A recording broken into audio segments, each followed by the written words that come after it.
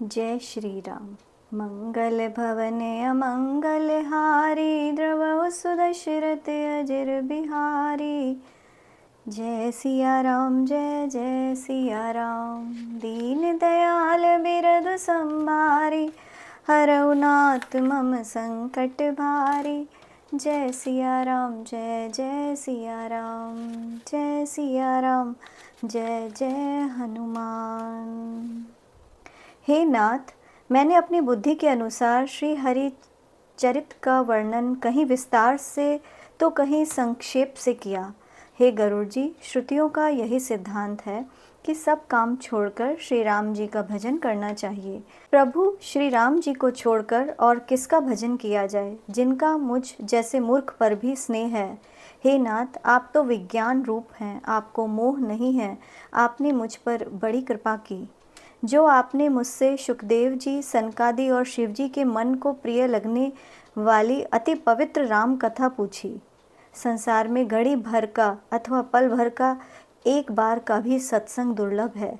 हे गरुड़ जी, अपने हृदय में विचार कर देखिए, क्या मैं श्री राम जी के भजन का अधिकारी हूँ?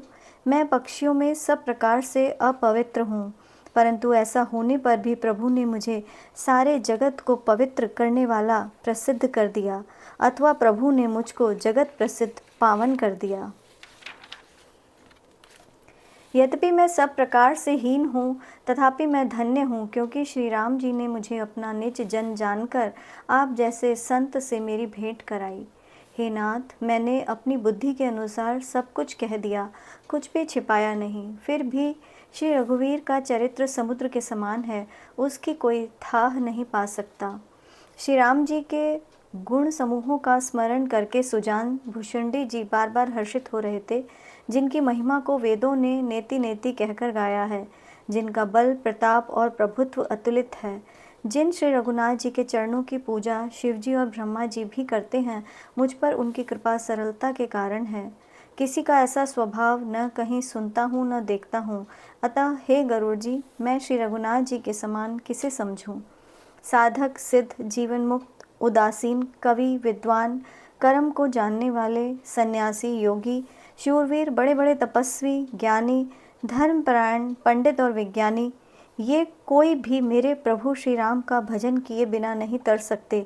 मैं उन्हीं श्री राम जी को बार बार नमस्कार करता हूँ, जिनकी शरण जाने पर मुझ जैसे पाप राशि भी शुद्ध हो जाते हैं।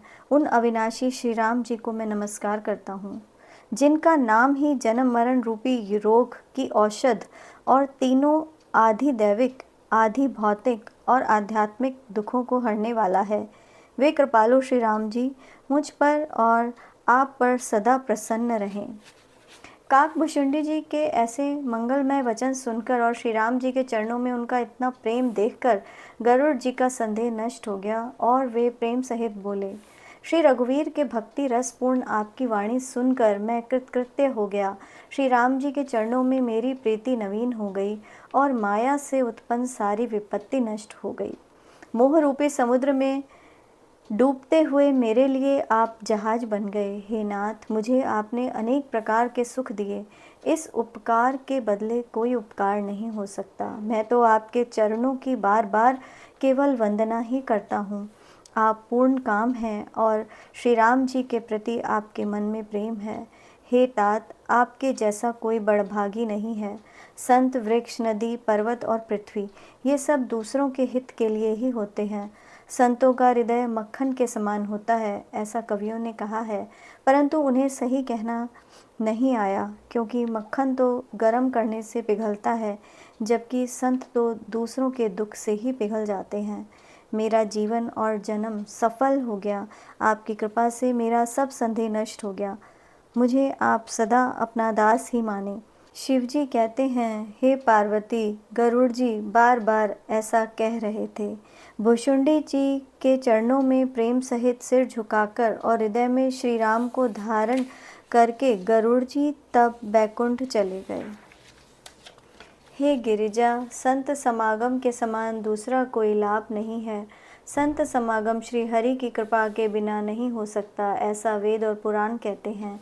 मैंने यह परम पवित्र इतिहास बताया, जिसे सुनते ही संसार के बंधन छूट जाते हैं और शरणागतों को उनकी इच्छा अनुसार फल देने वाले दया के समूह श्री राम जी के चरण कमलों में प्रेम उत्पन्न हो जाता है। जो ध्यान पूर्वक इस कथा को सुनते हैं उनके मन, वचन और कर्म से उत्पन्न सब प्रकार के पाप नष्ट हो जाते हैं। तीर्थ यात्रा आदि साधन, योग, वैराग्य और ज्ञान में निपुणता, अनेक प्रकार के कर्म, धर्म, व्रत और दान, संयम, दम, जप, तप, यज्ञ, प्राणियों पर दया, ब्राह्मण और गुरु की सेवा, विद्या, विनय और विवेक की बड़ाई आदि साधन वेदों ने बताए हैं। हे भवानी, उन सबका फल श्री हरि की भक्ति ही है, किंतु श्रुतियों द्वारा गाई हुई वह भक्ति श्री राम जी की कृपा से किसी विरले को मिलती है। किंतु जो मनुष्य निरंतर विश्वास कर यह कथा सुनते हैं वे बिना परिश्रम के उस मुनि दुर्लभ हरि भक्ति को प्राप्त कर लेते हैं। जिसका मन श्री राम जी के चरणों में लगा हुआ है वही सब कुछ जानने वाला है, वही गुणी है, वही ज्ञानी है, पृथ्वी का भूषण, विद्वान और दानी है, वही धर्मपरायण है और वही कुल का रक्षक है। जो कपट छोड़कर श्री राम जी का भजन करता है वही नीति निपुण है, वही परम बुद्धिमान है, वही वेदों के सिद्धांत को भली भांति जानता है तथा वही कवि, विद्वान तथा रणधीर है। वह देश धन्य है जहाँ गंगा जी हैं, वह स्त्री धन्य है जो पति व्रत धर्म का पालन करती है, वह राजा धन्य है जो न्याय करता है और वह ब्राह्मण धन्य है जो अपने धर्म को नहीं छोड़ता। वही धन धन्य है जिसकी पहली गति होती है, जो दान देने में व्यय होता है। वही बुद्धि धन्य और परिपक्व है जो पुण्य में लगी हुई है। वही समय धन्य है जो सत्संग में व्यतीत हो, और वही जन्म धन्य है जिसमें ब्राह्मण की अखंड भक्ति हो। धन की 3 गतियाँ होती हैं, दान, भोग और नाश। दान उत्तम है, भोग मध्यम है और नाश नीच है। जो व्यक्ति न किसी को दान देता है न भोगता है उसके धन की तीसरी गति होती है, अर्थात उसका धन नष्ट हो जाता है।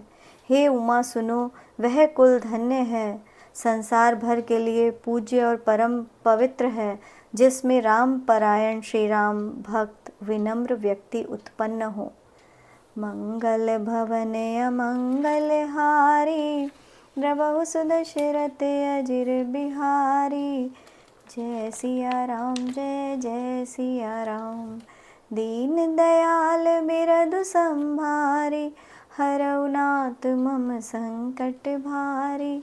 जय सिया राम, जय जय सिया राम, जय सिया राम, जय जय हनुमान।